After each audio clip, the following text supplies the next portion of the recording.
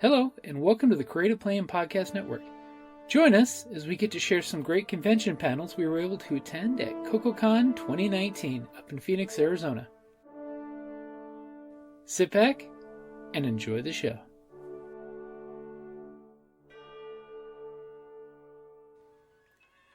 Hi, this is Kelly, aka Trixie from Ragnarok and Roll, assigned to Ragnarok Story, and Tilda Wimblewick from D&D Journey of the 5th Edition. First off, I would just like to say thank you to everyone for listening to our varied adventures, as well as for rating us on iTunes and rpgpodcast.com. If you haven't rated us yet, we would greatly appreciate it if you could. And if you're looking for more ways to support our efforts, we are now on Patreon, a great site where you can help us continue making more podcasts, as well as some special surprises for our patrons. If you can, please look us up at www.patreon.com/cppn. Every little bit helps. And again, thank you for listening. We're going to die. But as long as we can laugh about it. That's humor. Oh, good. We've had tea this morning. Very strong tea. So good. It's called extra strong. And it really was like drinking a Yorkshireman right out of the cup. I just felt like I was transported, and we'd sort of taken a Geordie and sort of turned him into an elixir in the cup. And I was like, oh, I'm going to drink this. We'll see how I sound when we're done. Might not sound like this anymore. I stood up straight, that's for sure. Yes. So good. All right. Still at 2 minutes. Oh my gosh. Good. Banter for 3. So, hello, how do you do? You are the new face in the room. Not to put you on the spot, but I just did. Apologies. Not sorry, we're very friendly here. What is your name? Ray. Ray, it's very nice to meet you. Are you local to the Phoenix metro area? Tucson. Oh, excellent. Yeah, that's where we live. Yes. It's infinitely cooler by 5 degrees. Infinitely. So, Ray, what brought you up to CoKoCon?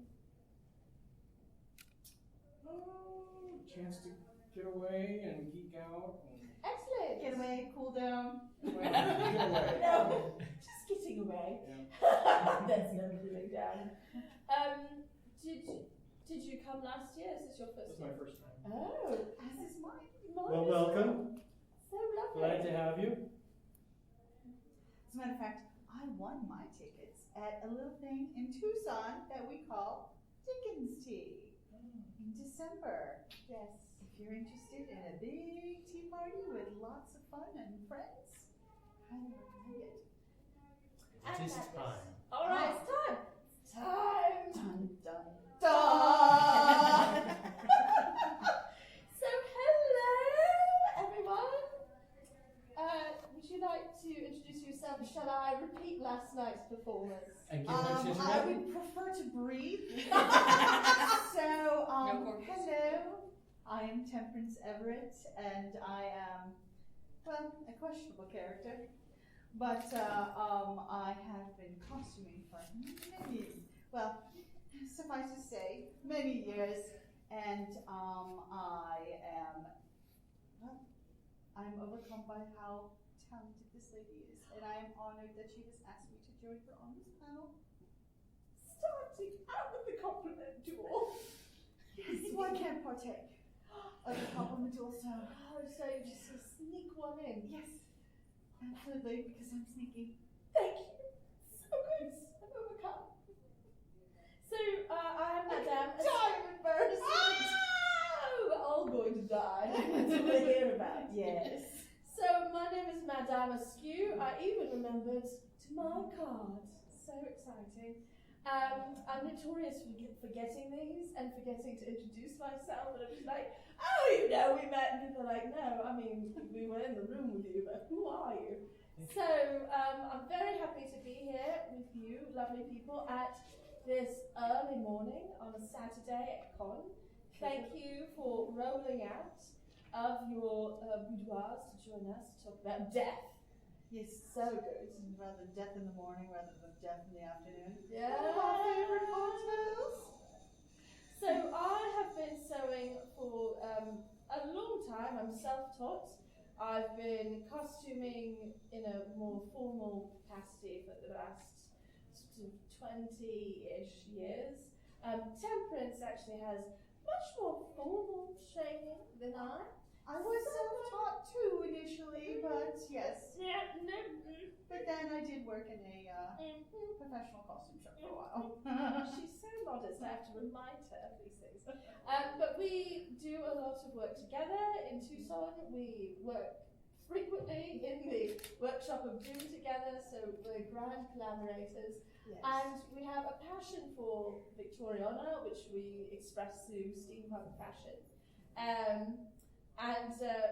Often when we are at panels talking about costuming, something will come up and someone will say something that's sort of like, did people, die of like X, Y, or Z? And we're like, well, no, but they did die from, die X, or they died from that time the million balls exploded, or they caught on fire and went up like Roman candles. So we thought it might be fun to actually put together a panel just about the death, rather than teasing you with the death during other panels and then just saying, oh, but we can't get into that because we have to get back into the really engrossing details about how we stitch the scene. No one wants to know about death. That's not interesting. And we have a passion for history Yes, as we well. do. So we thought, let's combine these lovely humorous anecdotes of people dying into one full panel. So here we are. Yes. To torture to help all of you. With Enlighten. Yeah, enlighten. Oh, that's a good verb. Mm-hmm. So, there were many ways to die by fashion in the Victorian era. One of them was not being crushed to death by your corset. I just like to get that out of the way. And also, as a note, people were not having ribs removed and also dying from that process. Because elective surgery was not a thing in the 19th century. In fact, they really tried to avoid that altogether because you were likely to die. So Everything was out to get you. It's not just paranoia.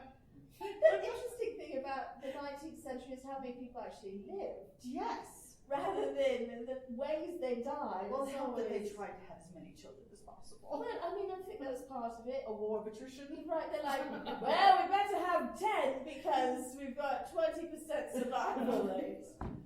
I don't think that's actually an exaggeration. And especially if you're living in London where the smoke was... Right, oh, the air quality is Yes. so There good. was no air, there was only smoke. It was soot. So there was a lot of a kind of death and destruction and maiming that happened just with the sorts of industrial practices of the 19th and 18th century that were not friendly to things like keeping all your fingers or not being poisoned or not being irradiated and turned into like a match yourself. Or filling your lungs with cotton fibers because the gins were. Oh yeah. Oh, the cotton lung. Yes. So Another death by fabric. another death by fabric. Well, It's just in the process of making the fabric. Well, that's the thing. The people who died the most from fabric were actually the people producing it. So, because these processes were often so toxic, and there was no OSHA in place to protect people from safety hazards at the workplace, the masters, the owners were like, well, we know that if you get this into your person, it is arsenic. And so, of course, there's this whole thing where you will be poisoned to death slowly over the next 9 months. But we are going to pay you like 5 pence a day, so... Enjoy. Right. And arsenic is a prime culprit. So, in the dyeing process, Let's clarify. D-Y-E, not D-I-I-E. But when you say dying process, you meant the D-Y-E. I did mean the D-Y-E and not the D-I-E, although we will get to that, yeah. One leads to the other. So, yes. So you may or may not, obviously, that's a Schrodinger's box sort of statement, you may be familiar with sort of that beautiful emerald green or the bright greens that you see in the earlier part of the 19th century, sort of 1850s, 1840s, and but especially the 1850s, and as we're getting into those big full skirts, gorgeous, gorgeous green, Schloss green, and or Paris green, by both names. It was very popular, and it turns out that getting a green colour that vibrant is very challenging. So the natural dyes that they have been using before, you'd have to layer a colour like use blue and yellow together in some order to get a green, or you'd get a sort of muddier green that's right out of nature. And so both of those processes were undesirable in that as the two-tone green faded, and it would fade rather quickly, the underlying colour would start to come through and change the shade of your clothes. Or go grey, yeah. And then with the natural sort of greens out of plant materials, you would end up with this muddier tone. And people wanted something vibrant. Those Victorians. Pop. Something that would that verdant green that just, Yeah, really wanted eye-bleeding colours. And so a delightful gentleman out of Germany discovered a way to create what he called Schloss green. And it turns out arsenic is a wonderful way of making the green. What? Well, so I do. I hope it's not that kind of green. Because we're all going to die then. So arsenic, though, makes a wonderful, bright, vibrant green. Now, they're not using straight arsenic. They're using this compound that's arsenic adjacent. And so it was once arsenic, and there's some things happened from the chemist, and a little alchemy thrown in there because we're not sure about the science thing. We're still using leeches and, And extra chemicals to help set the dye. Right. And so that's all seeming very good. But once the dye either warms up and is exposed to some moisture, or once the real strong damp sets in, and I don't know places like England, it's never damp there. No! Then this colour starts to off-gas, and the off-gassing is arsenic gas. So it goes through a different chemical process at that point. It's just like, we were arsenic adjacent. Now we are arsenic. Hello. The die has been cast. Oh my. It was so good. We've sent all those lasses in those green dresses out in the middle of World War I across the enemy lines. Yeah, let's try the arsenic gas dress rather than the mustard gas. Should be totally effective. Now show them your ankles!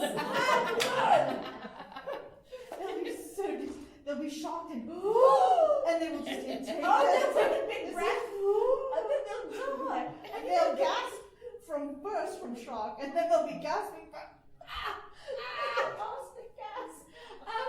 Good morning, delightful picture. You look gorgeous. Thank you. Love it. I always love this one. It's beautiful. So yes, there were sort of right conditions everywhere, because the other thing is people were using the sky. Oh, it's all going to be good. Yeah. But no, they're ideal conditions because people like to wear this bright green in their gowns for going out to balls, in their headpieces. So especially you want to make a statement. Well, you do, and you really want all of your accessories to match. So very popular in the mid 19th century with these little flower crowns that you'd wear as if you were an angelic creature floating about in your unnaturally green gown through the throngs by candlelight. And so the leaves were delicately dusted with more of the Schloss green in a powder form. So the powder form, of course, aerosolizes. Oh, you share. Yes. Very, so well. It just goes everywhere. It's like, oh, let me into your lungs. Every time you breathe, be really great. I'm here for you. You will die. And settle upon your skin. You can absorb it. Right, no. And then you'll perspire, and I will off-gas some more, and I'll poison your mates right there. And that gentleman you were also hoping to, woo. So these people were starting to break out in rashes, and hives, and eczema, and illness from this arsenic that was off-gassing. A rash of deaths? A rash of deaths.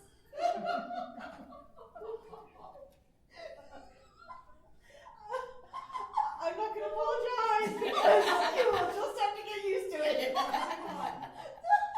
very excited. I feel like this panel's going to take on a entirely different tone than I expected.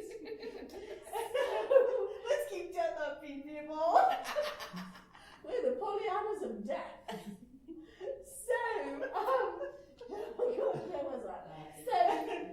So they were off-gassing, but also they were using this green in things like, I don't know, the wallpaper in nurseries, the carpets in nurseries, the paint on children's toys, and even in the dyes you used to make your food green to match your dress, to match your wallpaper. So this one hostess was very wealthy, big time on the scene in London.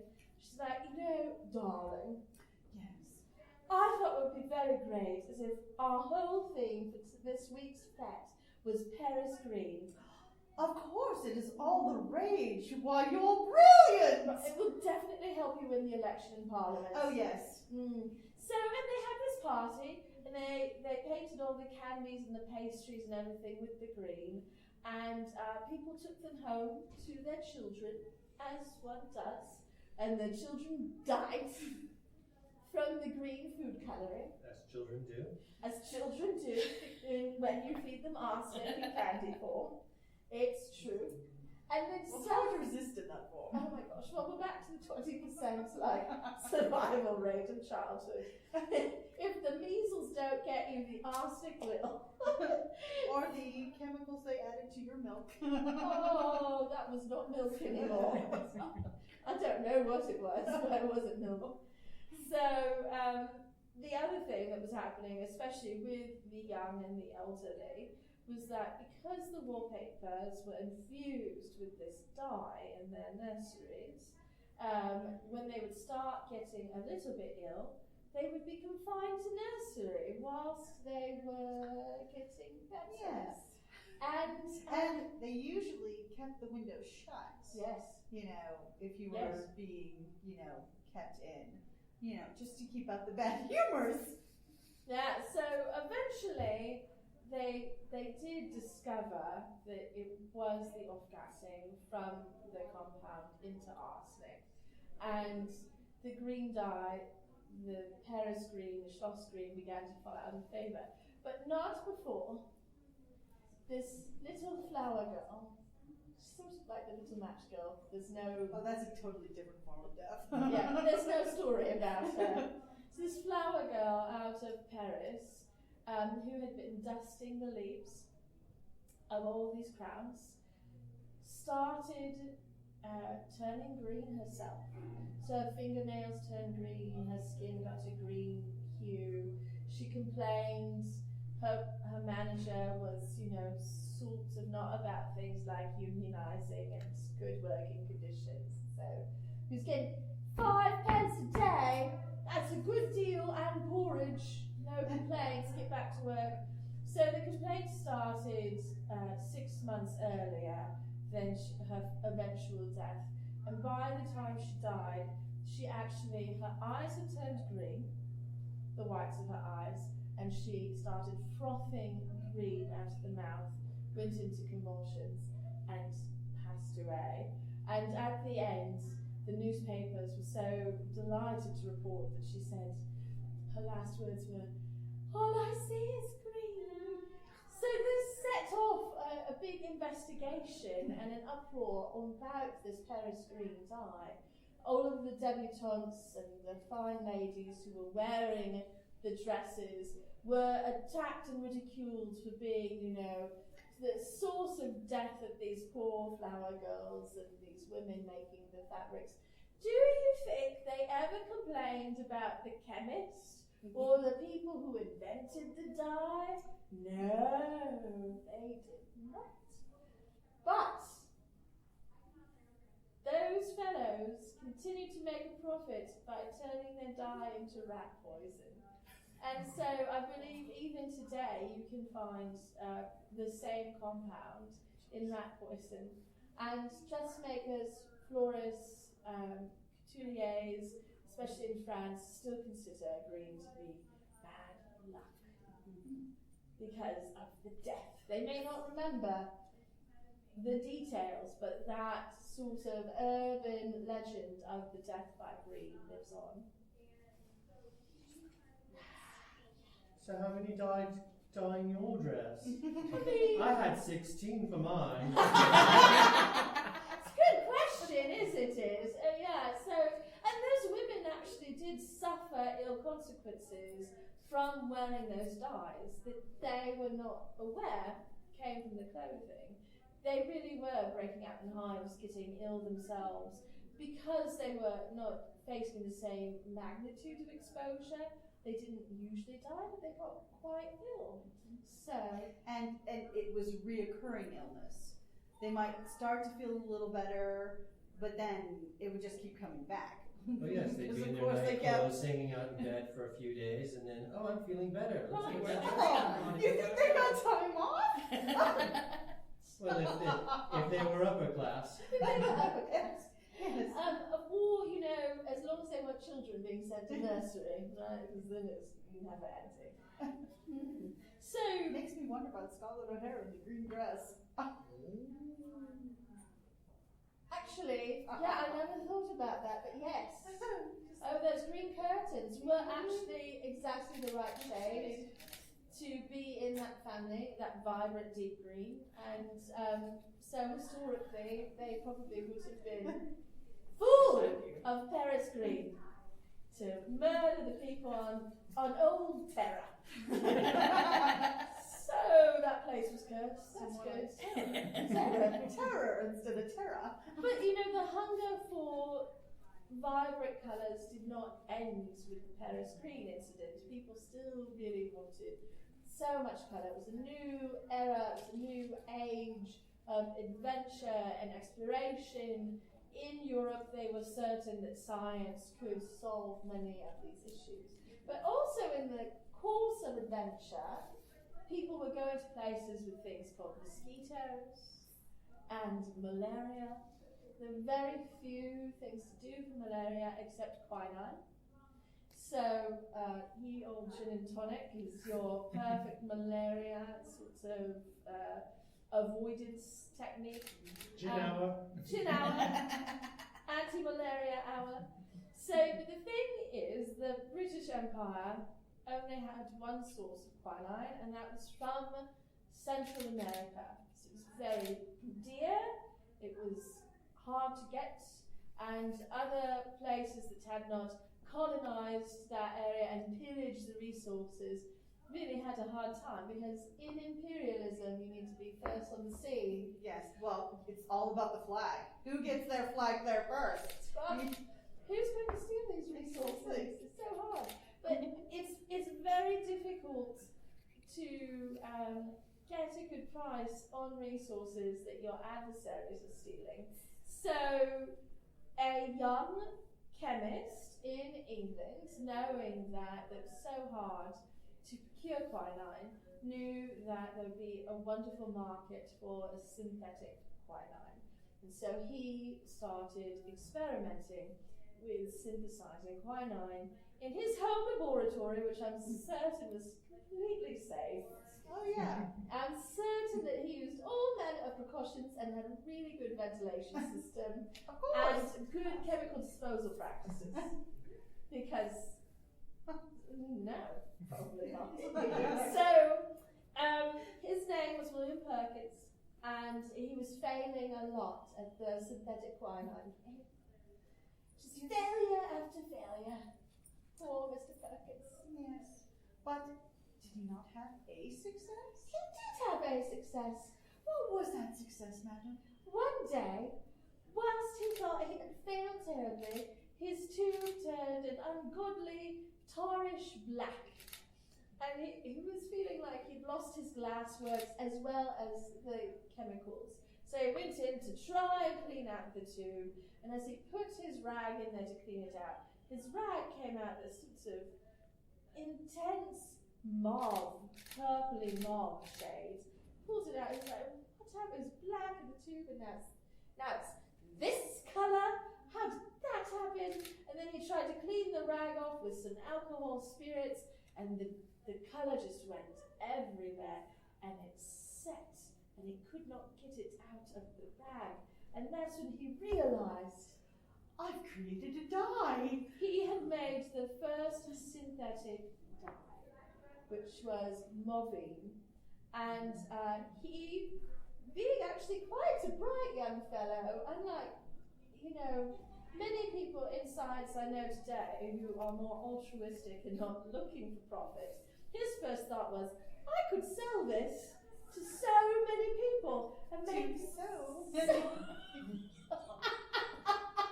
You're going to murder me. Well, at least you know where it's coming from. That's true. Sorry, not sorry. I love you. So good. So Mr. Perkins actually knew fairly quickly that he was going to market this and that it would be hugely profitable because people had this hunger for bright colours, and because achieving colours like this is almost impossible with dyeing methods from the past, using only fat-based dyes. So he proceeded to unleash mauvine, as it was called, on the world. It took off like a roaring success. The color was everywhere in varying shades of intensity. Absolutely, it was really popular. You can still see gowns made out of mauvine fabric in museums. And it unleashed a whole series of aniline dyes, which were synthesized with some familiar sounding arsenic adjacent chemicals. Again. For instance, one very fine arsenite, which when it undergoes quite similar chemical transformations as we saw with the Schloss cream, it does something rather similar of, off-gassing, but also as you perspire and heat up, it will cross your skin barrier into your bloodstream. So exciting! It's such a good An time. infusion of morphine. An infusion of mauvine. So there was this outbreak, if you will, of like mauvine measles, where mostly women wearing these mauvine gowns would break out into a rash wherever the gown touched them of these measles that were very mauve in shade. And, there'd be some ulcerations and other things would happen, nausea, just sort of this list of symptoms went on and on. Of course, again, the people manufacturing were the ones who faced the worst consequences. So those... Well, it was a chemical byproduct that they stumbled upon that has a certain property. Yeah, no, part of the beauty of this was that the chemical they used as the base of aniline was a byproduct from the coal manufacture process. So they were like, oh, we've got this terrible dross, this coal tar, we can't do anything with, let's turn it into dye, should be fine. Make money on both ends. What? It's like brilliant. The perfect Victorian principle. Exactly. All We're the recycling. none of the research.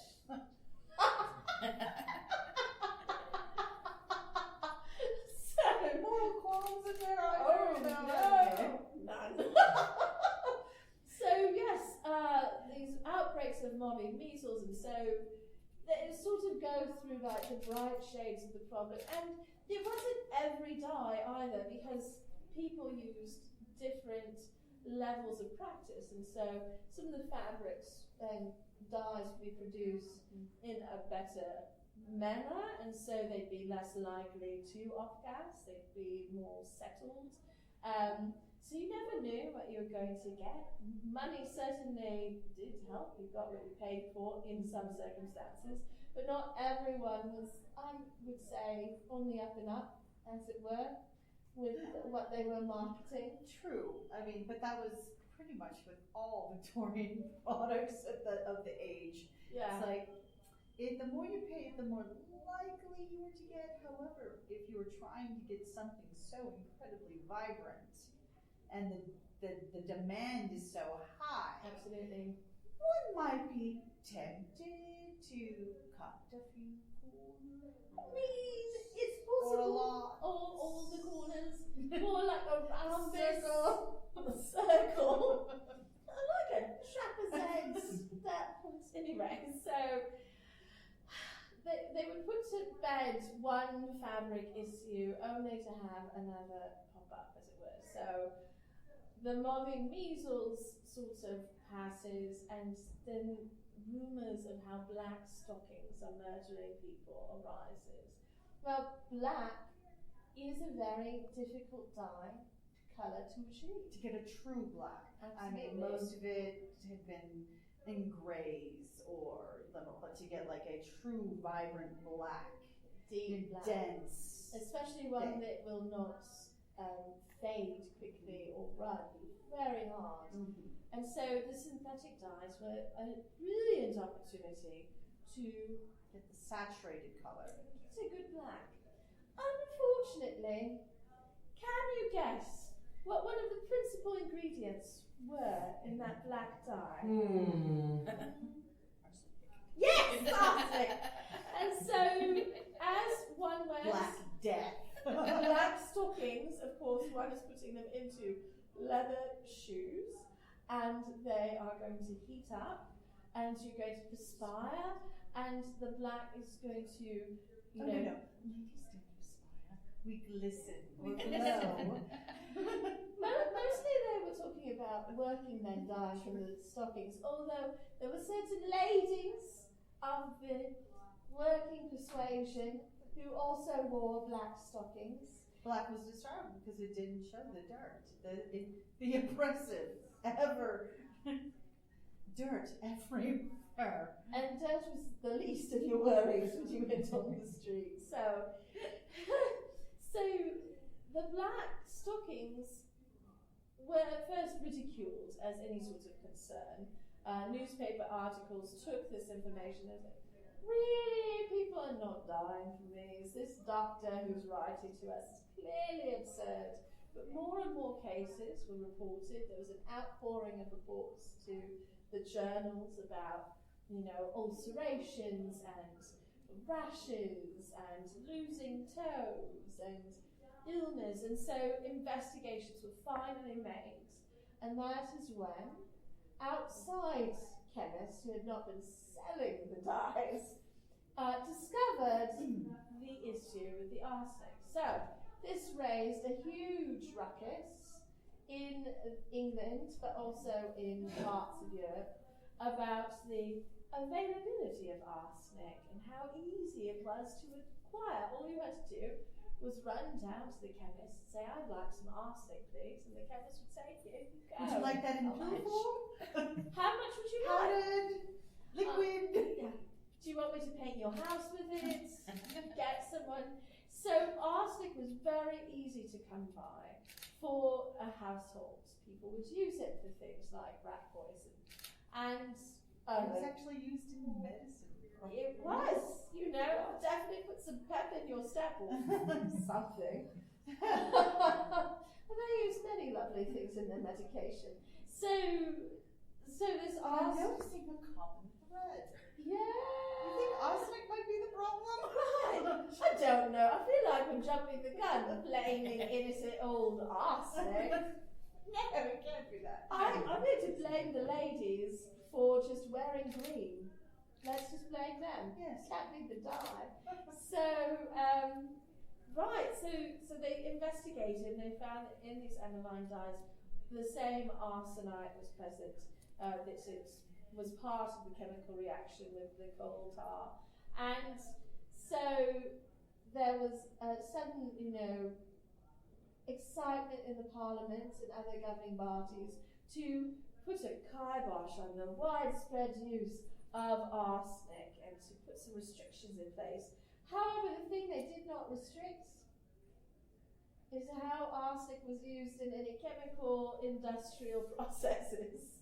So there continued to be arsenic death from fabric and arsenic illness from fabric for years to come.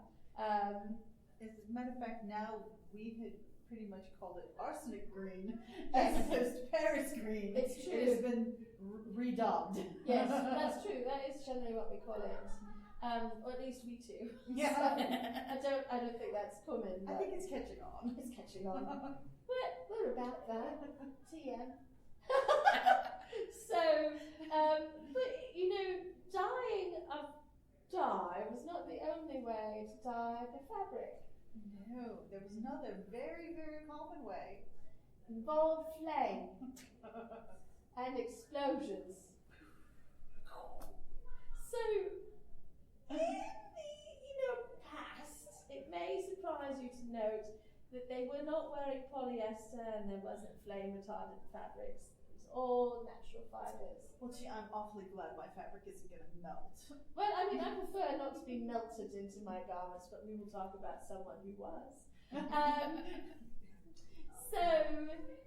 But the thing is that these fabrics will burn, cottons, the linens will burn fairly quickly. Now, if it's limp and close to your body, or curtains, and you can put it down, you can put it out pretty quickly. But if your highly flammable fabrics have a sort of flue built into them, a chimney system developed into the garments, then it sort of feeds them quickly with all this oxygen that's just sitting around, waiting to explode into a Roman candle of haberdashery and high fashion. Yes.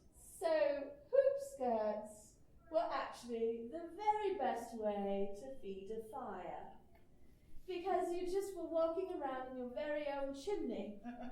Or chimney, as we say out here. Yeah, nice little pot-bellied stove from the waist down. And you're the flue. And you're the flue.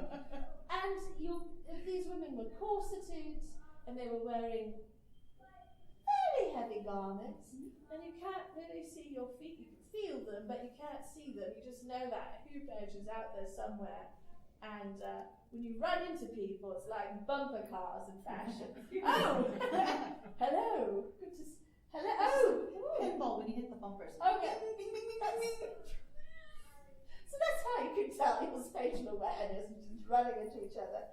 But that did mean you would not necessarily notice if you walked into the fireplace. And there was so much life there, candles, lanterns, cooking. A spark could just fall onto your gown, and that would be enough, with that flue inside, that chimney built into your garment, to set the whole thing alight. And even earlier, when they were wearing many, many petticoats, and not with the crinoline that created the flue, the heaviness of the petticoats, the froth of the petticoats, still built in a fair amount of air, but for those it was just so many layers and so much weight, it was harder to move someone to get them put out if they caught on fire. But once we get into that crinoline, we really do have this chimney effect, and people would go up like Roman candles. They would just burn from head to toe so quickly, and it would spread. As we discussed last night, you have 3 debutantes in a row, one catches fire, they're all gone. 3 fewer debutantes to marry off. So there were some changes made, you know, the ultimate invention of the elliptical hoop and the bustle cage. And as it progressed to gaslight, there were, you still had open flame, but it was usually a little more controlled. But that was later in the century, as Also the hoops were elevated. already, being elongated. As that was happening, the gaslight was becoming more prevalent. Yes. But when they were really big, It was just not fire much everywhere. So, and you know, one of the best flame retardants you could have at the time was to be wearing wool. So the wool, the lanolin in the wool would keep it from catching flame. It would smolder more, Right. but it wouldn't burst into flame. And depending on what they're using to clean or starch the fabrics, because a raw cotton in a t-shirt is gonna burn a little bit. It will just catch fire. But depending on what you have, cleaned it with, or Dyed it with. The way you starched it, usually with sort of homemade starch from tubers. Mm-hmm. So it's plant starch in the garments, but it would, go up nice and bright. and there were many women who died in this way, tragically. It was mostly an issue for women, although sometimes their husbands, the men in their lives, would catch a light trying to put them out. And so you'd have, a couple or a family have several losses. But again, 20% survival rate, so people are sort of well, that's just how you roll here, It's either poison or fire. Yes. Or cholera. But now there are other ways of inducing fire in fabric. Well, you talked about the gas lights, and it's true, for the average person, the gas light was up high, and you were unlikely to walk into it with your dresses. But if you were a ballerina, or a theatrical, the live light, the gas light was at foot level. Yes. It was sometimes at waist level. It was all over the stage. It was let's put some open flame out there, should be good. What could go wrong, right? That'll keep you on your toes. Oh yeah, especially for the ballerinas, Yes. who were wearing, of course, these very diaphanous tutus that were created out of a cotton or silk net that was treated with chemicals to make it stiffer and floofier, which is a technical term. Yes. And brighter, so optically brighter. Yes, and give that little bit of air, almost look like it's Floating. Exactly. So the thing is, though, this chemical they use to treat the cotton and silk is highly flammable, and it makes those fabrics infinitely more flammable. To the point where you just have to get a little bit, close to the flame, and the heat could be enough to induce flames. But if you actually get too close to the limelight, idiom, then you are actually going to catch a light. And ballerinas were going up in flame, right and left, so there were discussions, concerns, safety precautions were bandied about. That's How such a long bright it takes career. to train a proper ballerina? It takes so long, and they're so high strung, and they're always on their toes, and it's a burden on society. It's tiresome to have to retrain when we just had a perfectly good one. Right, she was perfectly fine. She did her job. She was adequate. So there's this very famous ballerina who was quite popular from Paris, who announced to the world that she would prefer to die than wear the dingy new tutus that were being made with chemicals that were flame retardant. And so there was an actual outcry, there was an attempt to make these tutus safer, and many of the finest ballerinas, they wanted that bright, light, floating experience.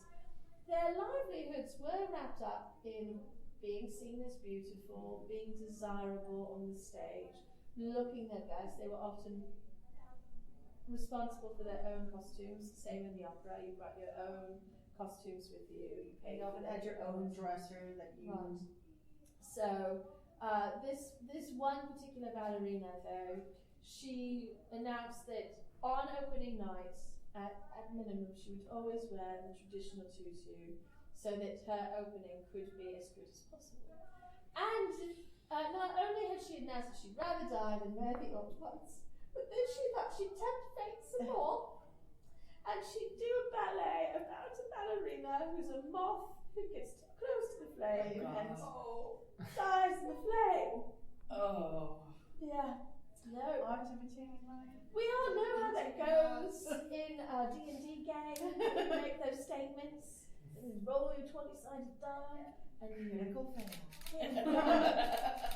So, opening night, she's dancing beautifully, and she dances too close to the flame, and she goes up in flame. They do eventually manage to douse the flame, put it out. She does live for some time. 60% of her body burns. Her corset, because ballerinas danced in corsets with steel bones, her corset bones melted into her ribs. Oh my goodness. That was the heat of this flame. And she There's lived. some magnesium in there. Right. She lived for 9 months after that. 60% of her body with burn damage, and she died of the infection from, the burns, and probably from happiness. I would say that bones melted into the ribs is not really a very fun experience. So she lives on in memory in, the ballerinas of the world, and also in some of the safety precautions we have today, with buckets of sand and things like that, and to stage not only with the curtains go up in flame, but you could lose your ballerina, so it's very good to have, your flame blanket and all of these different things to try put people To mitigate to the possibility. Yeah, or at least maybe just 10%, not the full 60. So there's another way. I want to burn bright as a star, but not burn. Right. Oh, and another thing about this chemical that was used to make the tutus bright and airy, it is now used in fire starters for your campfires. So it's still around. Magnesium. Yeah, you just use it to actually set fires on purpose now. Really good. So Paris It burns green, really hot and really fast. right? So Paris green became actual rat poison. Aniline dyes, and that chemistry is the basis for how we invent mustard gas. It's good time. And the tutu chemical turns into actual fire starters. Yes. So good. So far. Silver linings. Silver linings. Then silver phosphate is a completely different Oh, matter.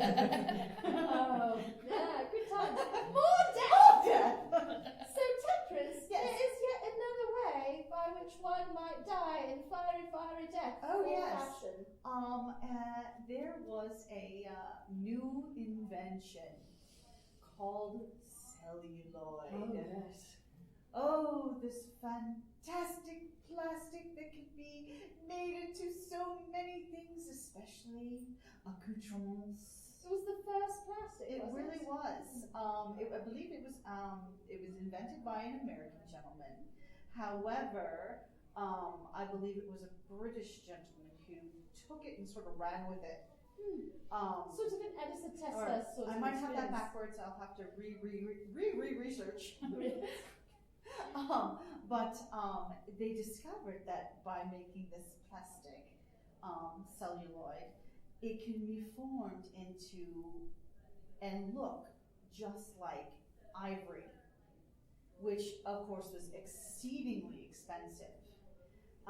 But you could manipulate it and paint it or treat it, add a little dye. You can even make it look like jade, which is even harder to get in larger quantities. So the hair combs and pendants and earrings and cue balls Yes. for billiards. Yes, and snooker. Yes. So anything that they were making out of ivory, Cuffs as well. but they found that they could also make it into almost like a plastic fabric. And this was hugely popular with the gentlemen, especially clerks in offices, because they weren't allowed to have really scratch paper, because paper was expensive. It was, you had to mill and do all this stuff. So they weren't given a whole lot of scratch paper to make calculations and notes and stuff. So the clerks loved the celluloid cuffs, which could just be pinned with cufflink onto their shirts and their collars, so that they can, and they're pristine and white, and they can literally just be washed clean. I mean, they're easier to wash too than the cotton and linen cuffs and collars, which could be also made, removable from your garment, but they require special laundering and starching and really special care. If you're a bachelor gentleman, of course you don't do your own laundry. But celluloid cuffs and collars, Right. all they had to be was rinsed. You didn't need the expense of a laundress. You didn't have to hang dry them. They could just hang. You could just put them on the table and they'd be dry. You didn't even need to marry anyone at that No. point. So this created a whole new opportunity for them, and it gave them a whole lot more opportunity to die because celluloid is explosive. If it gets too hot, It's true. yes. Not good. no. Celluloid became film, right? For still photography, but also for moving pictures. right. And of course, that was a very flammable experience, and the projectors would catch fire. They were rather warm.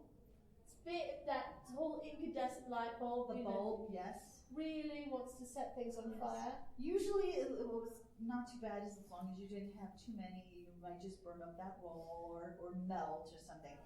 However, if it happens to be upon your person, and you're already wearing fabrics of rather flammable nature. I don't know, like cotton and linen.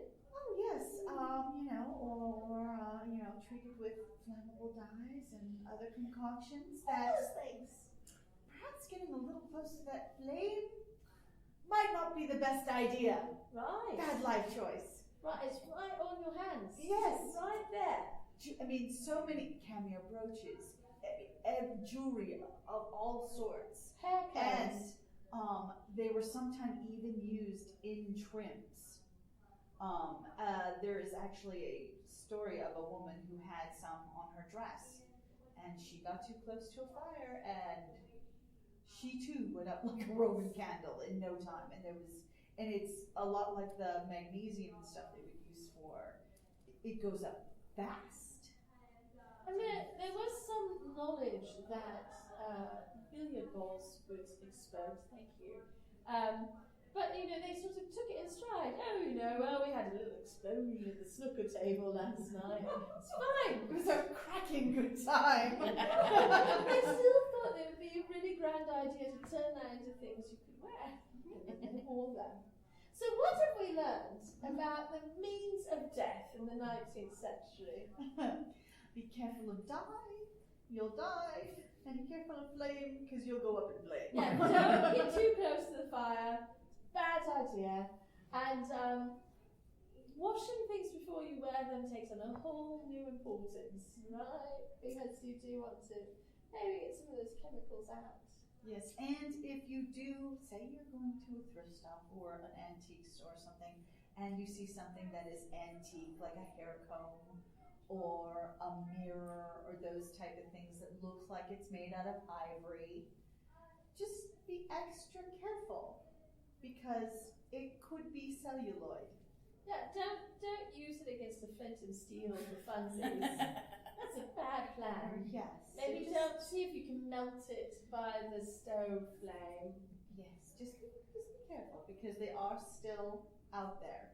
Also, if you actually were to get your hands on a garment, an antique garment from the 19th century, in a very bright colour, normally there'd be a lot of wear at this point and much of the off-gassing would be past.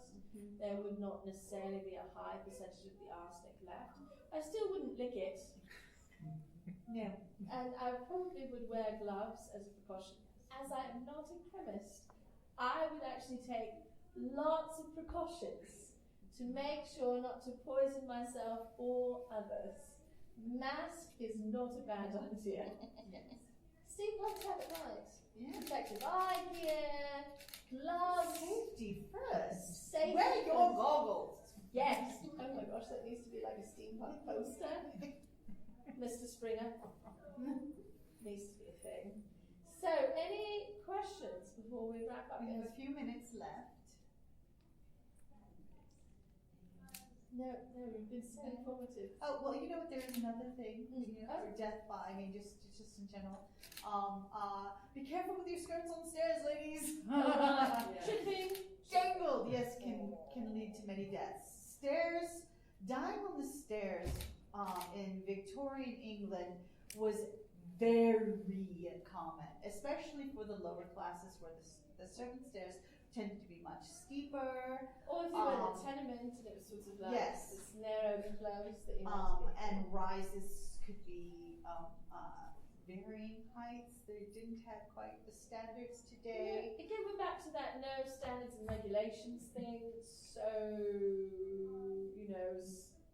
Besides the flame and dying from dye, the leading cause of death was falling down the stairs, specifically for ladies because the skirts.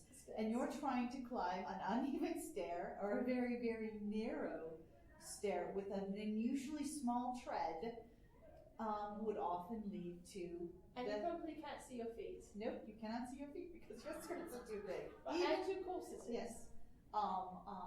That was a very bad recipe. It was. Yes, the footwear. Did it have good grip? Was there? There was not usually traction for like they didn't have like the soles that most of the soles were pretty smooth. Right, so it's a lot of leather soles. I think you might get sailors would have hemp Yes. sort of sandals and things. Most of the extant footwear I've seen does have a smooth leather sole. That said, I have not seen extant footwear for the lower classes and the working classes.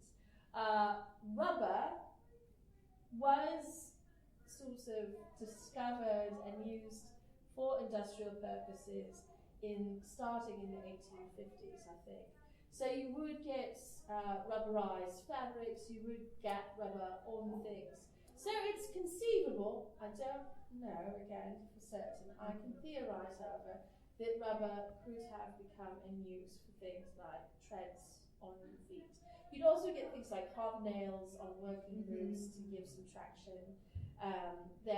There are still some exemplars of footwear made in a similar fashion. I know to what was done historically in the 19th century and earlier. I know there's a place in, I think, northern England that still makes these sorts of working man's clogs that have a wooden sole and hobnails, and you could probably murder someone if you dropped one of these on their heads. They're very fierce. But a housemaid would not be wearing something like that No. because of course she would need to be quiet. And also not mar the floors. Yes, hobnails will do quite the job on your floors, honestly. Yeah. Don't dance in those. So the answer is, I think most of the shoes of ladies and the bourgeoisie and the upper classes Would have been smooth. not. I mean, what initially they might have like probably some type of hatching, but those would be worn down very quickly as you wear them. I have a pair of like sort of walking boots that are based on a 19th century design, essentially have sort of a roughed leather sole, almost suede but not quite. So it's less thick, but I don't really find in a situation where the grass is damp and I'm hiking through the woods, they actually give me any sort of traction. I have definitely done the turtle whilst wearing those, for sure. So, but they give excellent ankle support for going down, let's say that. And most of the lower classes would only have maybe one pair of shoes. Right. That's it. So basically what you're saying is that the Victorian obsession with death, the photography and all that other stuff, there's a reason for it. Oh yes. It was so common. There were so many ways to die. You knew people were going to die left, right and centre. There's so much disease, warfare. If you were a person working in manufacturing, your life expectancy was going to be much lower. And the incidence of maiming from which you have to try and recover. And, poverty was a killer too, right? Because, the malnutrition, rickets, yeah, and there was no sort of, the prevailing theory was that if you were poor, you had a moral failing, so you deserved to be poor. So there wasn't like really good programs in place to help people with starving children. It was just like, well, I mean, if you were only a better human, you would have food. So yeah, it was death everywhere. Yes, it was constantly in their food as well. The additives that they would do to their food. Milk was mostly chalk. If you were lucky. Yes, and there was this idea that the whiter your bread, the better it was for you. Then because it was only the upper class could afford white bread. What is this? It's like, so as that idea spread, they would add more and more, basically plaster to the because they would take the flour and they would cut it with plaster so that it would just make it whiter. And it would give it quite the crumb. People were starving to death eating bread because there was practically no nutritional value in it. Plaster is really just not high in nutrients. No, and the minerals and stuff would actually cause other internal problems because their body couldn't process it or expel it as much. So the truth is, we could spend all day talking about the very many gory ways you could die in the 19th century. Victorian home is laden with lots of booby traps. So much death. So yes, they were indeed obsessed with it around every corner. So yeah. Ever present. Unfortunately, it is time. Well, thank you so much for joining us. I do have some cards up here. This is my own personal calling card, if you'd like. It has all of my information. And one of the nice things about this is it has the website for my Patreon, where you can find my handout that goes with this panel that includes all of my bibliography for the research. So you don't have to subscribe. You can just go to the Patreon and download that for free if you are curious to learn more. Where will you be next? Next, I shall be at this event in San Diego, which is Gaslight Steampunk Expo at the end of September. I'm very excited to be there. Very sad you will not be there. I'm very happy Christina will be there. I'm already in mourning. Joseph will be there. Michelle will be there. I was meaning for those of us here, where will you be next? Oh, well, no. Very next. Sorry. next time I should be here in Phoenix is at the Rosso. In this room this At evening. 11:30 on the terrace. I don't know. At 11:30 on the terrace. I'll be in the terrace. Complimented to it. Doing at 11:30, and then I'm doing a thing at 1. Is it here? No. No, it's in another room. 1. That's also on the terrace. All right, that's the terrace.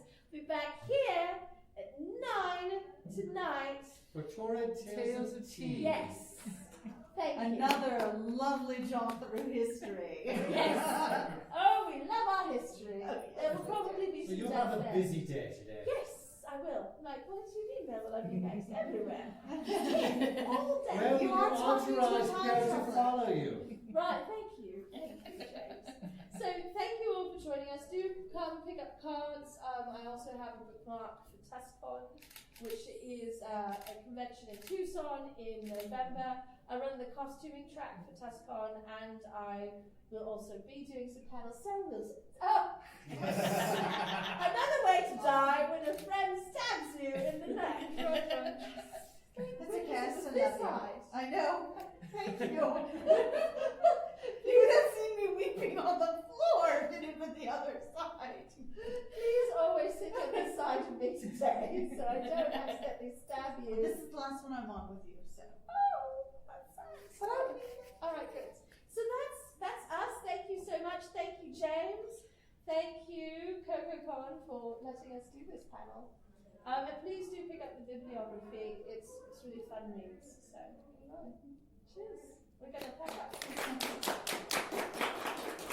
You know, next year maybe we should do the morning panel. We should do the morning panel. We Yes. haven't done the morning We haven't panel in a done that while. one. It's good. Thank you for listening to the Creative Play and Podcast Network. And feel free to enjoy our other shows, such as D&D Journey of the 5th Edition and Scion Ragnarok and Roll, a Scion hero to Ragnarok story. Thank you for listening.